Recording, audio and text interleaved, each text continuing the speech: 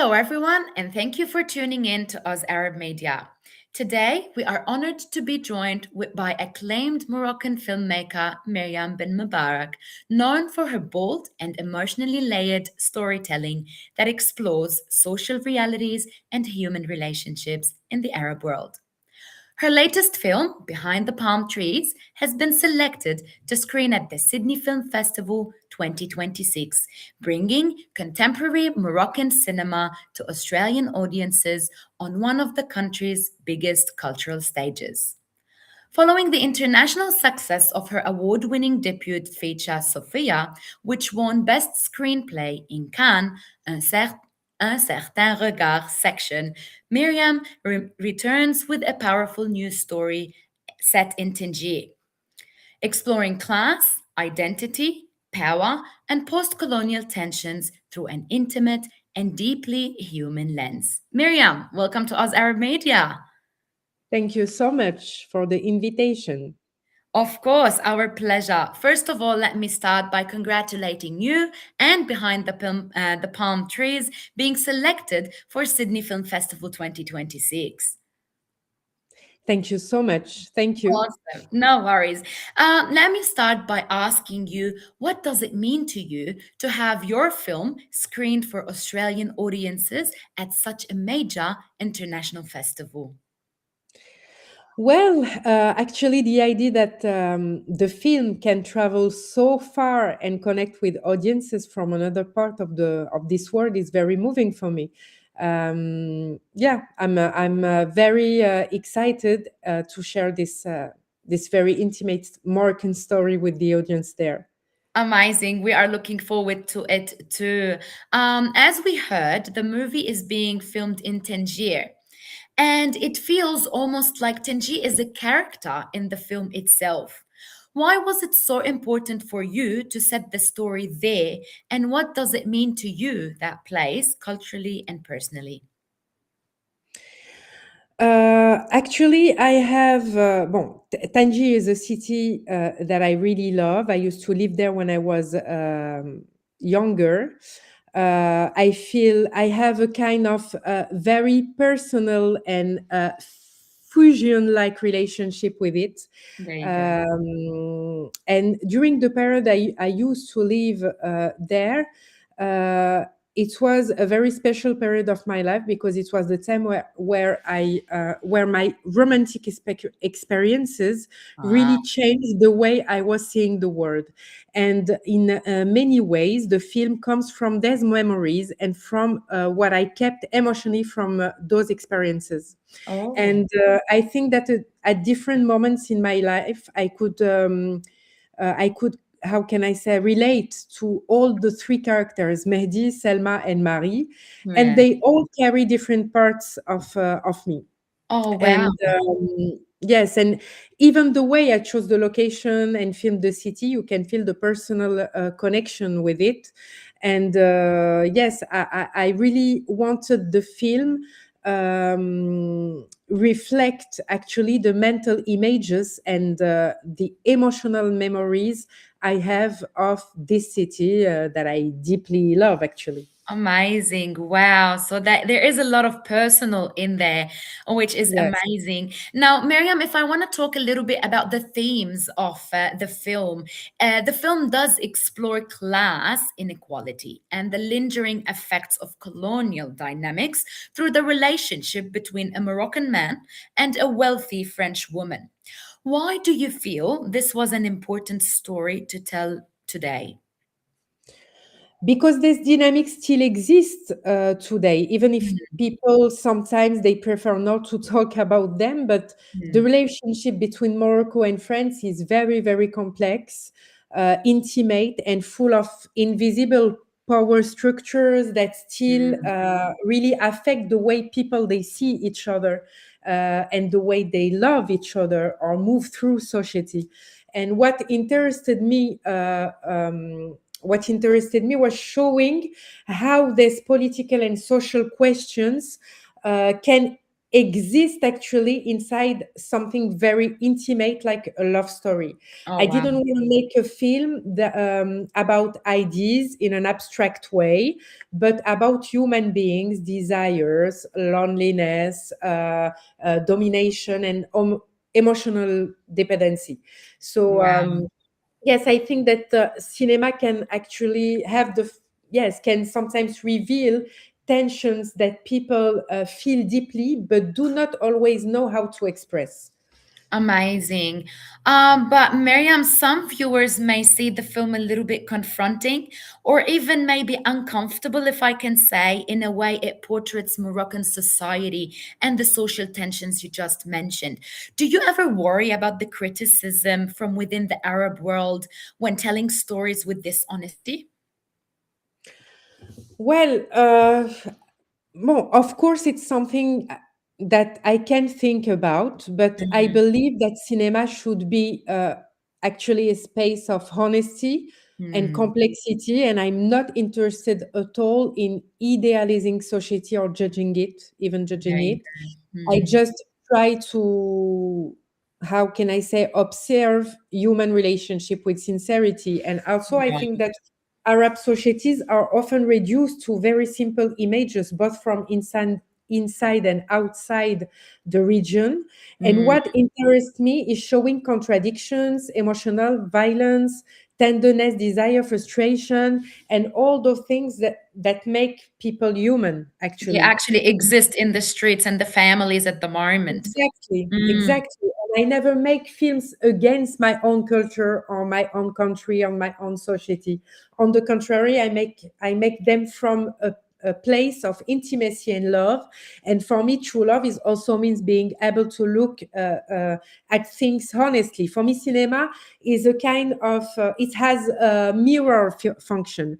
yes. Sometimes it shows us our contradiction and even our own monstrosity, and by showing these darker and more complex parts of ourselves, I believe that it can make us more aware of who we are and Right. hopefully help us to become better. Yes. That's amazing and very interesting. Now, Miriam, without giving away too much from the movie, the character of Mehdi feels caught a little bit between ambition, emotion, survival, morality, a lot of things throughout the film. Can you talk to us about how you approached really building his character and what do you really want the audience to understand about the pressures that shaped his decisions and identity? Well, for Mehdi, I started from something very human and very simple, which is contradiction.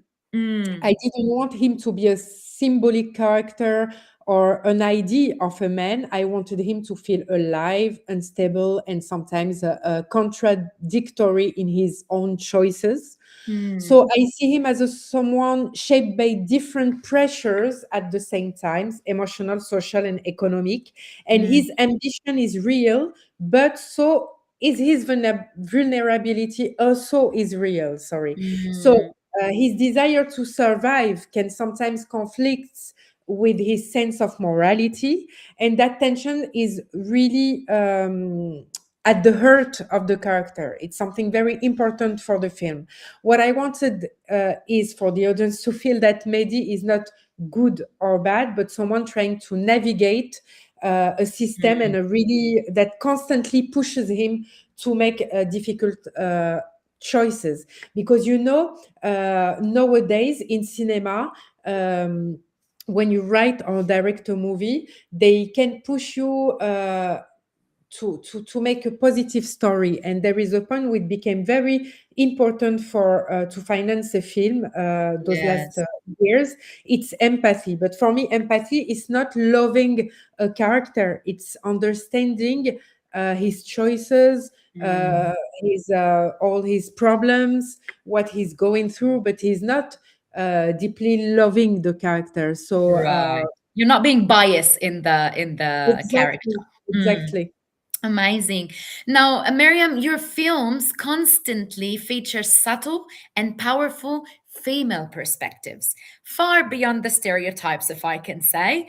Do you think the Arab cinema today is creating enough space for women filmmakers and women led stories from your perspective? I think that there is definitely more spaces today than before, for sure. And Mm, many women filmmakers in Arab cinema are making very strong and important work. We know that. right. But at the same time, it is for me still not enough at all.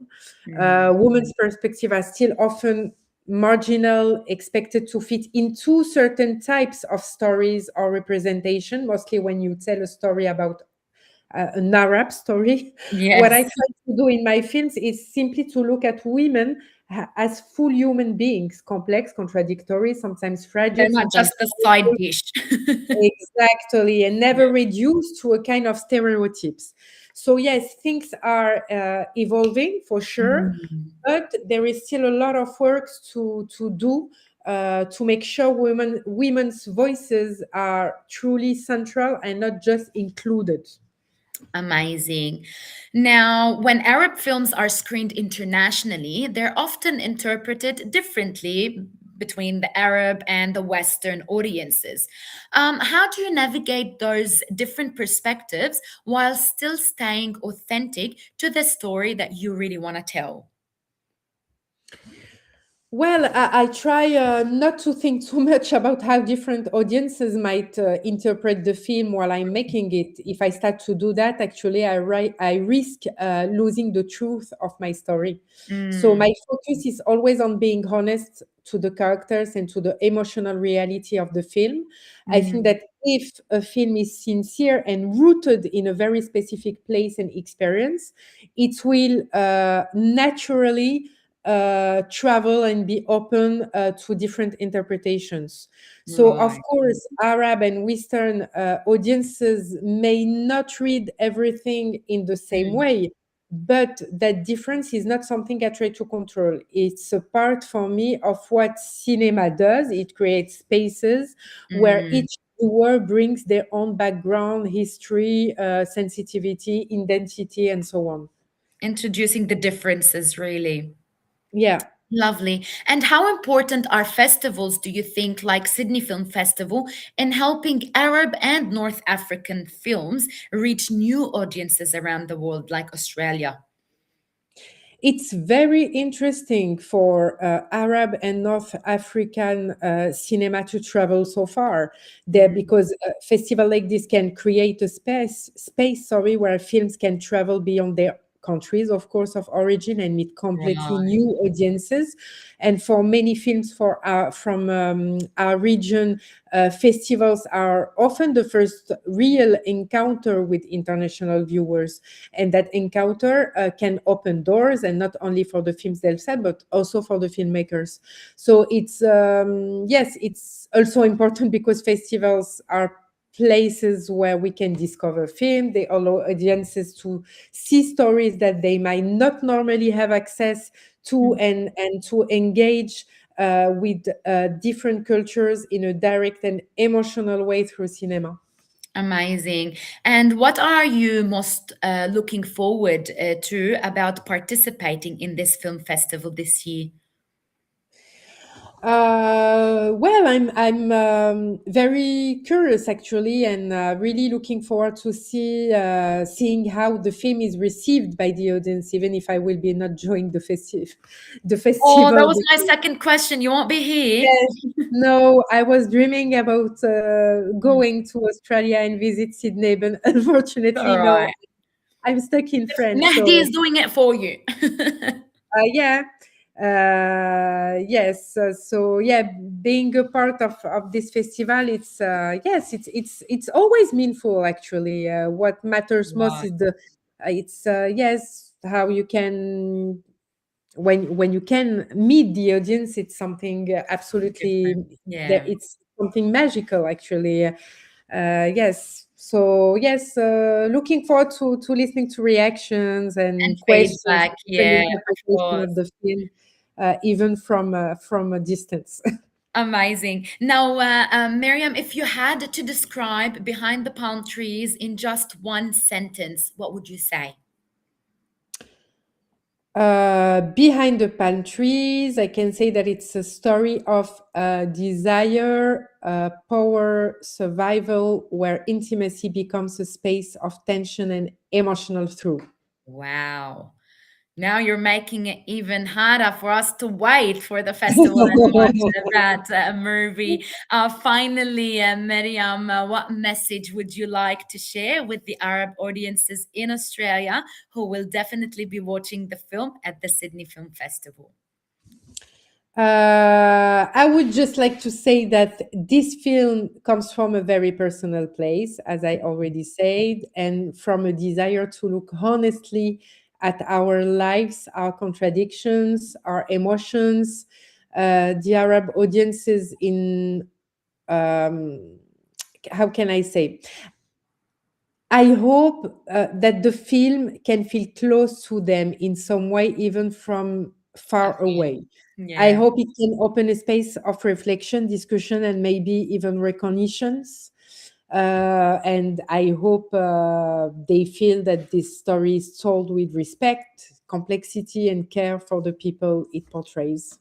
Amazing, amazing. I'm sure that all the messages you're looking for will be sent through. Miriam, I want to thank you so much for joining us, even Thank virtually. you. And congratulations once again for Behind the Palm Trees being selected for the Sydney Film Festival 2026. Thank you so much. Thank you No so much. worries. Now, for our audiences, the film will screen as part of this year's festival program in June, offering a very rare opportunity to experience contemporary Arab cinema that is bold, intimate, and definitely globally relevant. So stay tuned to Oz Arab Media for more exclusive conversations and for more details at the Sydney Film Festival's program in June. Until next time.